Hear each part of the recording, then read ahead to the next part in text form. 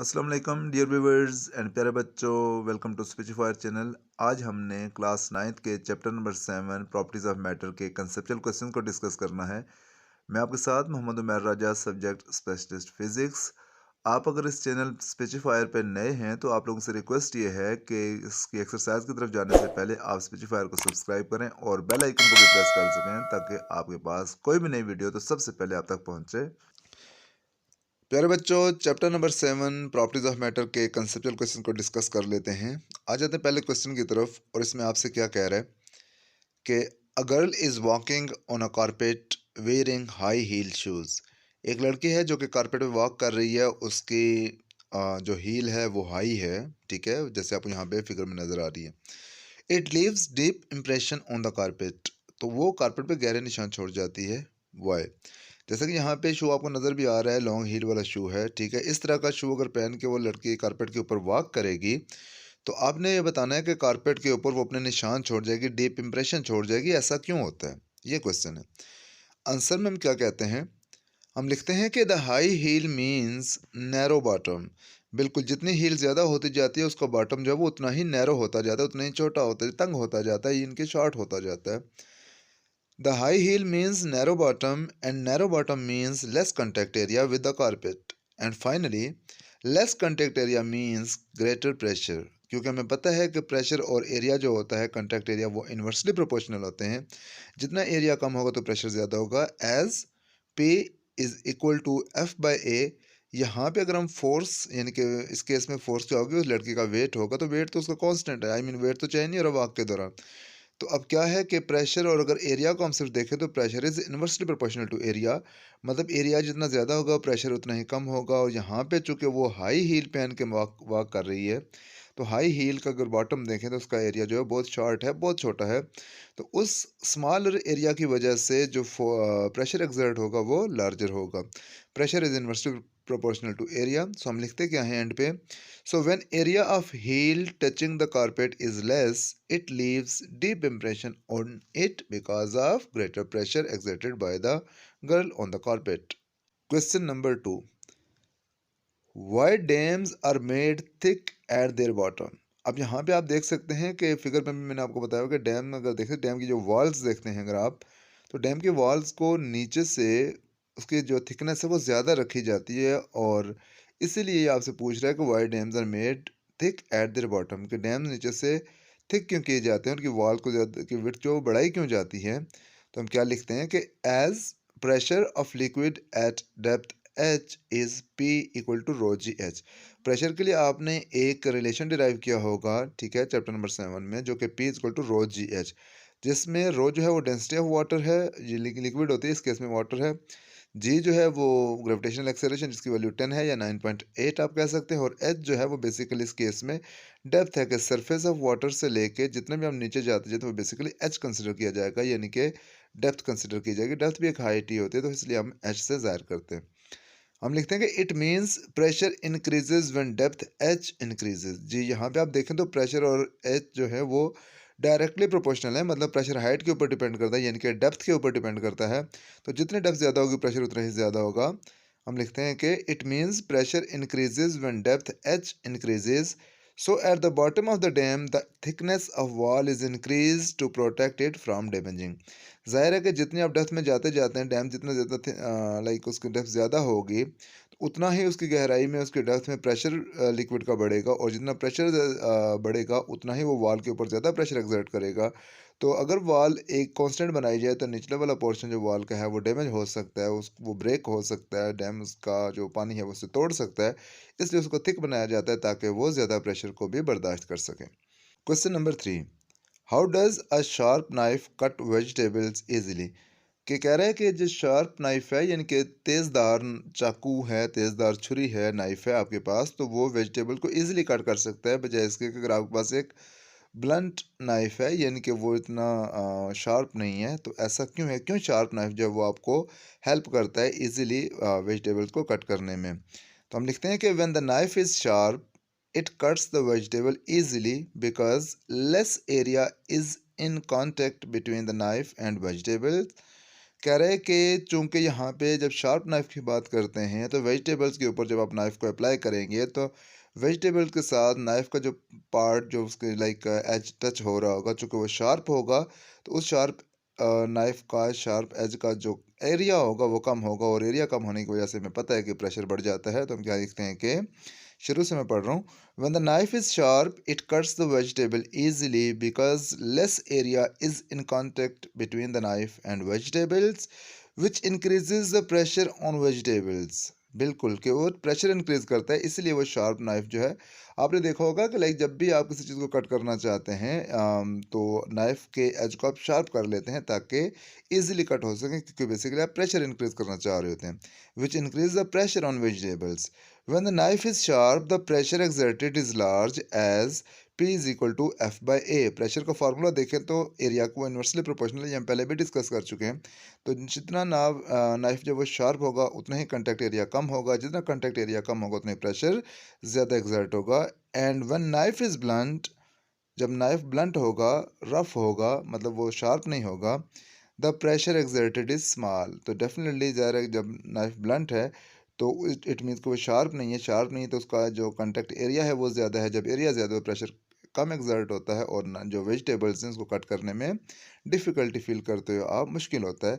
जैसे कि फिगर में आप देख सकते हो कि शार्प नाइफ है तो उसका लाइक बहुत लेस एरिया, एक निब जैसे होती है, एक पॉइंट होता है, वो टच हो रहा है किसी भी नीचे जो फिगर बनी हुई है उसमें, और ब्लंट नाइफ है तो उसका ज़्यादा एरिया टच हो रहा है. तो जितना नाइफ ब्लंट होगा उतना ही उसका जो प्रेशर होगा वो कम हो जाएगा. Question number 4. An inflated balloon is placed in a large glass jar. What will happen to the volume of balloon if we start evacuating the glass jar? कह रहे हैं कि एक बड़ा सा ग्लास जार है आपके पास जिसके अंदर आपने एक इन्फ्लेटेड बैलून, यानी कि फूला हुआ गुब्बारा, आई मीन के हवा उसके अंदर भर के उसको जार के अंदर रखा, ठीक है. फिर आपने क्या किया, what will happen to the volume of balloon if we start evacuating the glass jar. अब आपने वैक्यूम क्लीनर की मदद से उस ग्लास जार को वैक्यूएट करना स्टार्ट किया, उसको अंदर वैक्यूम क्रिएट करना स्टार्ट किया, इनके एयर को आप सक कर रहे हैं. तो कह रहे हैं कि बैलून के साथ क्या होगा, तो हम क्या लिखते हैं, द बैलून विल एक्सपैंड. तो डेफिनेटली जो बैलून होगा वो एक्सपैंड करेगा. क्यों?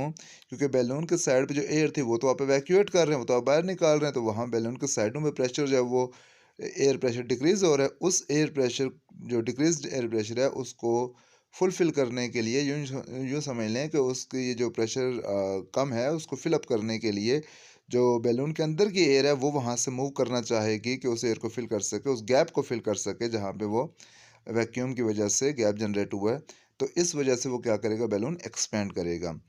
कह रहे हैं कि when we start evacuating the glass jar, the air moves out of the jar, leaving an air gap behind it. बिल्कुल ऐसे ही है कि जब ग्लास जार को आप वैक्यूएट करेंगे तो उसके पीछे एक एयर गैप रह जाएगा, मतलब हवा जो है वो बाहर निकल जाएगी, तो वहाँ पे एक एयर गैप बन जाएगा. In order to fill this gap, इस गैप को फिल करने के लिए air from the balloon tries to come out and hence the balloon inflates. बिल्कुल ऐसे ही है कि इस गैप को फिल अप करने के लिए जो गुब्बारे के अंदर की हवा है वो बाहर आना चाहेगी, तो बाहर तो नहीं आ पाएगी, बट ये है कि वो जो बैलून है उसकी वॉल्स के ऊपर प्रेशर एक्सर्ट करेगी, और अल्टीमेटली क्या होगा कि बैलून का जो वॉल्यूम है वो बढ़ता जाएगा या वो एक्सपेंड होता जाएगा, इन्फ्लेट होता जाएगा. Question number 5. Why the reading on barometer decreases when we travel to higher altitude areas? कि जब आप हायर अल्टीट्यूड एरियाज में जाते हैं, यानी कि ज़्यादा हाइट पे जाते हैं, जैसे मरी में आप जा रहे हैं या K2 पे जा रहे हैं, लाइक जैसे भी हम हाइट इंक्रीज करते हो तो क्या होता है कि बैरोमीटर जो वो कम रीडिंग शो करता है. Why the reading on barometer decreases when we travel to higher altitude areas. जब आप हायर अल्टीट्यूड पे जाते हो तो बैरोमीटर की रीडिंग कम होती जाती है, ऐसा क्यों होता है, ये क्वेश्चन है. आंसर में हम ये लिखते हैं कि as we go to higher altitude areas the density of gases in the air decreases. बिल्कुल जैसे जैसे आप हाइट के साथ जाते जाते हो गैसेस की डेंसिटी वो कम होती जाती है, क्योंकि लाइक वहाँ पे जो हैवियर गैसेस हैं वो लाइक सरफेस ऑफ अर्थ के करीब होती हैं, और जो लाइट गैसेस हैं वो ऊपर को राइज उठ जाती हैं, ऊपर जाती हैं, तो डेफिनेटली ऊपर जो है वो डेंसिटी एयर की कम होगी. ठीक है, यही हम लिख रहे हैं कि as we go to higher altitude areas the density of gases in the air decreases. बिल्कुल. And also density of air decreases. ज़ाहिर है जब गैसेज डिक्रीज करे तो डेंसिटी ऑफ एयर डिक्रीज कर जाएगी. एटमॉस्फेरिक प्रेशर डिक्रीजेस, बिल्कुल कि जब डेंसिटी ऑफ एयर डिक्रीज करेगी तो एटमॉस्फेरिक प्रेशर भी डिक्रीज करेगा। And when atmospheric pressure decreases the reading of barometer showing atmospheric pressure decreases. बहुत सिंपल सी बात करें, जब हाइट पे जाते जाते हो तो वहाँ पे गैसेस की डेंसिटी कम होती है। गैसेस की डेंसिटी कम होने की वजह से एटमॉस्फेरिक प्रेशर कम होता है, और एटमॉस्फेरिक प्रेशर जब कम होगा तो डेफिनेटली बैरोमीटर कम रीडिंग शो करेगा, क्योंकि बैरोमीटर ने तो एटमॉस्फेरिक प्रेशर को ही शो करना होता है, उसकी रीडिंग को शो करना होता है। लो जी, क्वेश्चन नंबर 6 में क्या कह रहा है आपसे कि if a liquid has density 3 times the density of mercury, what will be the height of the liquid column in barometer.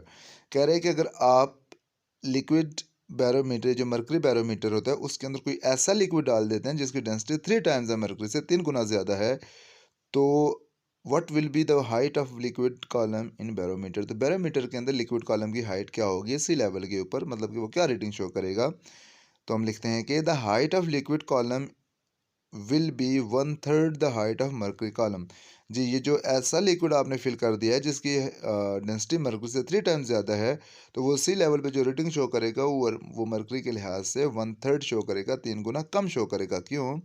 Eight sea level height of mercury जो होती है आपके पास 76 मिलीमीटर होती है, या इसको आप 0.76 मीटर कहते हैं। इनफैक्ट ये मिलीमीटर नहीं, ऊपर सेंटीमीटर है, ठीक है। यहाँ पे आप ठीक करेक्शन कर लीजिएगा कि at sea level height of mercury is 76 centimetre.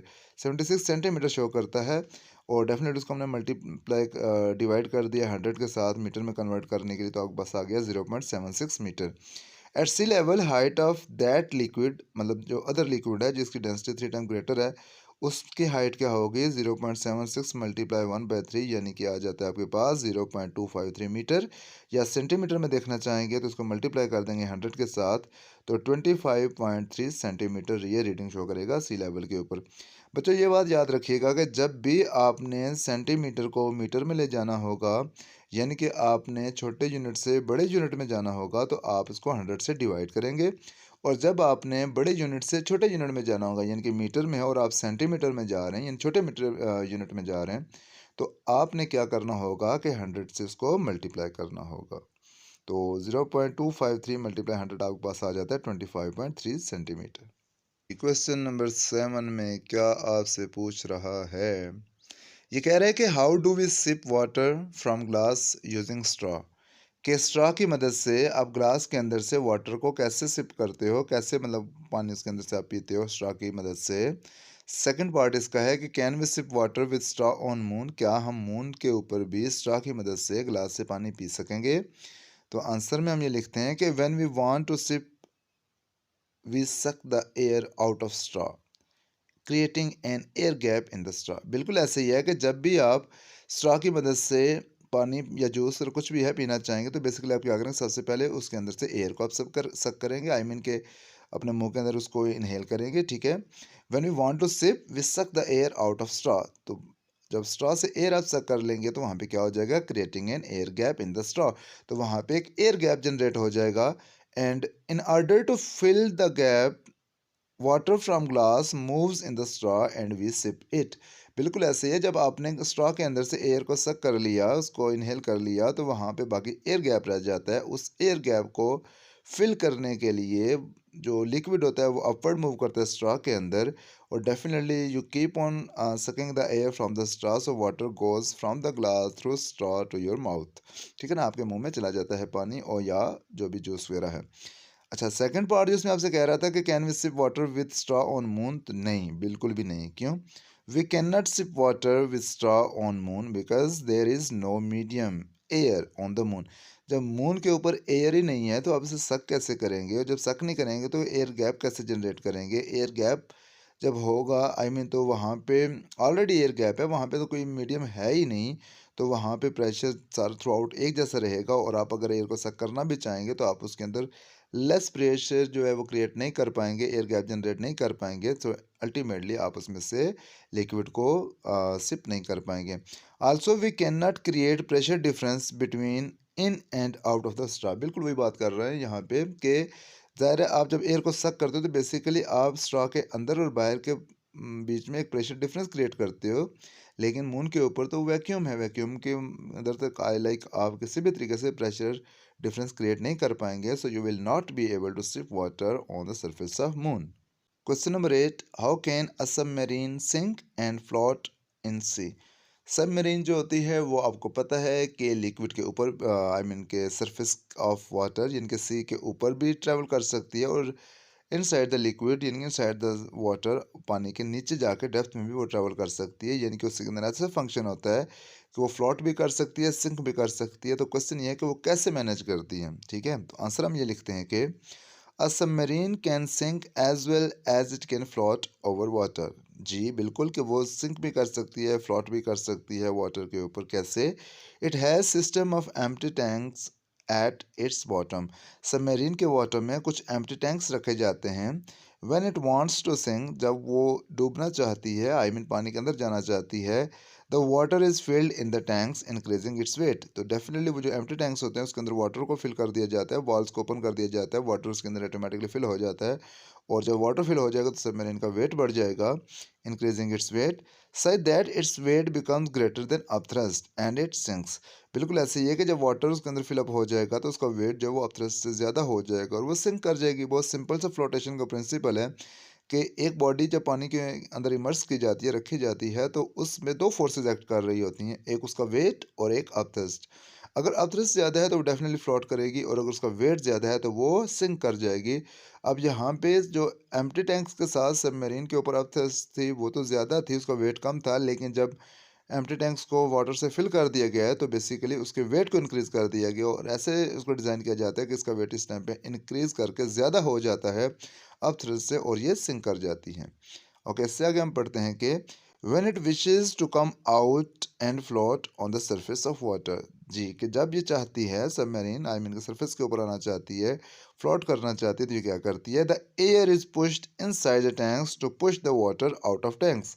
बिल्कुल ऐसे ही है कि एयर को पंप्स के थ्रू पुश किया जाता है उन टैंक्स के अंदर। जब ज़्यादा एयर पुश होगी टैंक्स के अंदर, तो वो जो उसके अंदर ऑलरेडी फिल्ड वाटर है उसको पुश करेगी out of the holes of those tanks into the sea. ठीक है, वो उसके अंदर पुश कर देगी। हम ये लिखते हैं, रिपीट कर रहा हूँ कि when it wishes to come out and float on the surface of water, the air is pushed inside the tanks. Air को टैंक्स के अंदर पुश किया जाता है to push the water out of tanks, ताकि पानी जो है उसको बाहर निकाल लिया जाए उन टैंक से। When water is replaced by air, the weight of submarine decreases than upthrust।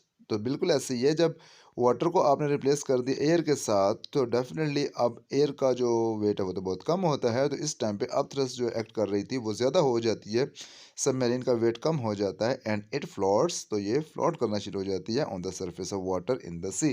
Surface of water के ऊपर यानी कि सी के अंदर वो फ्लोट करना शुरू हो जाती है जब उसका वेट कम हो जाता है अपथ्रस्ट से, और जब पानी के साथ उसको फिल किया जाता है तो डेफिनेटली उस टाइम पे सबमरीन का वेट ज़्यादा होता है अपथ्रस्ट से, और वो सिंक कर सकती है या सिंक कर जाती हैं। Question number 9, how can a fork lifter lift cars heavier than itself. Fork lifter ये होता है कि आपने अक्सर देखा हुआ है कि कहीं पे भी हॉस्पिटल्स के बाहर या कहीं पे ज़्यादा जहाँ पे आई मीन पब्लिक पार्किंग जहाँ पे नहीं होती, कोई ऐसे सेंसिटिव एरियाज़ होते हैं, तो वहाँ पे फोक लिफ्टर होता है।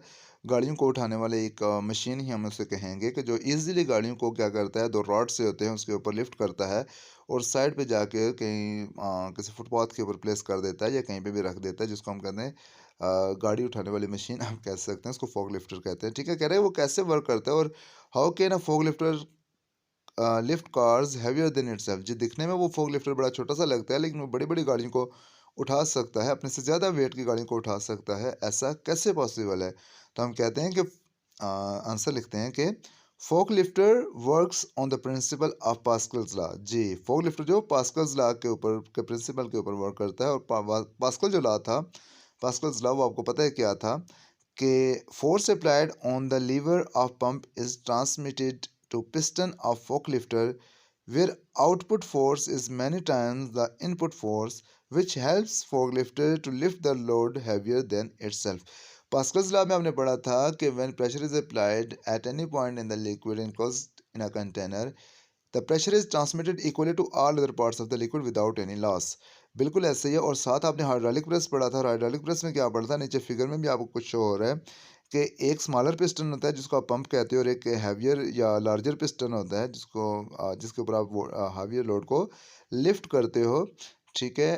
ये जो आपके पास हाइड्रोलिक प्रेस होता है उसमें भी ऐसा ही होता है कि ये जो लार्जर पिस्टन होता है इसके ऊपर आप उस चीज़ को प्लेस करते हैं जिसको आपने प्रेस करना होता है, और पंप से आप स्लाइड से फोर्स लगाते हैं, जिसकी वजह से आप मैनी टाइम्स ग्रेटर फोर्स आप अचीव कर सकते हो ऑन लार्जर पिस्टन।